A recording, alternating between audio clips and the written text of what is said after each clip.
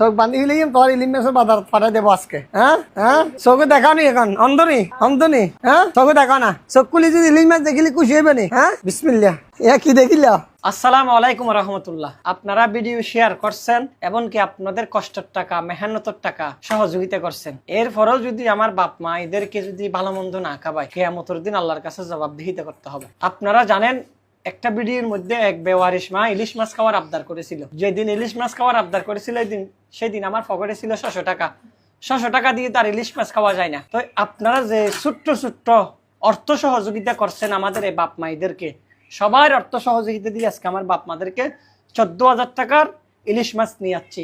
বড় বড় ইলিশ, ডিমওয়ালা। আপনাদের কষ্টের টাকা ফটানো সহযোগিতা দিয়ে আজকে আমার বাপ মায়েদের ইলিশ মাছ খাওয়ার আবদার পূরণ করতে যাচ্ছি। ভালো লাগলে ভিডিওটি শেয়ার করবেন এবং শেয়ার করে আমাদের মা বাবাদের পাশে থাকবেন। পেজটি ফলো করে দিবেন। আপনারা স্টার গিফট করবেন। ফেসবুক থেকে যেন একটা আর্নিং পাই, ফেসবুক থেকে একটা ইনকাম হলে সেই ইনকামের টাকা দিয়ে আমার আশ্রমের বাপ মাইদেরকে আমি ভালো লাগতে পারবো।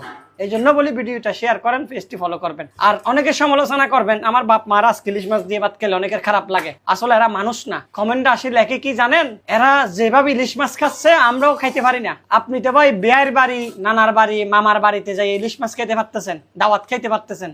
আমার এই বাপ মাদেরকে তো দাওয়াত খাবানোর মতো কেউ নেই। আমার এই বাপ মা গুলা বৃষ্টির মধ্যে বৃষ্টি লোদে শুকাতো, ক্ষুধার জ্বালায় ডাস্টবিন থেকে ময়লা খুঁজে খুঁজে খাইছে। তখন তো আপনি দেখেন নাই। আজকে আমার বাপ মারা যে আমার কিছু শুভাকাঙ্ক্ষী হৃদয়বান ব্যক্তি, মা হারা বাপ হারা কিছু ছেলে সন্তানরা যে ইলিশ মাছ দিয়ে ওনাদের খাওয়ার আশা পূরণ করতেছে, তখন আপনি আসি সমালোচনা করবেন। আমি জানি সমালোচনা না করে রাস্তায় পরিত্যক্ত মানুষগুলোর পাশে একটু যাই দেখেন, তাদের সাথে একটু কথা বলে দেখেন। রাস্তা থেকে নিয়ে আসছি যে তারা নিয়ে আসছে, যারা এখনো আছে রাস্তার মধ্যে ক্ষুধার জ্বালায় পুঙ্গত্ব বরণ করতেছে, বৃষ্টিতে ভিজতেছে, রোদে শুকাচ্ছে, শরীরের অধিকাংশ জায়গার মধ্যে পোষণ ধরতেছে, তাদের কাছে যাই একটা সময় কাটান। আমার এগুলার দিকে না তাকালো।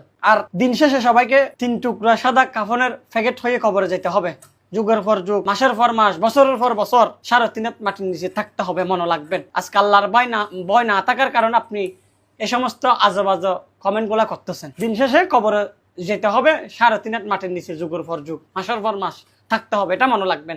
সমালোচনা না করে অসহায় মানুষের পাশে দাঁড়ান, অসহায় মানুষকে এক মুঠো ভাত দেন। এটাই হবে জীবনের সফলতা। আসসালামু আলাইকুম।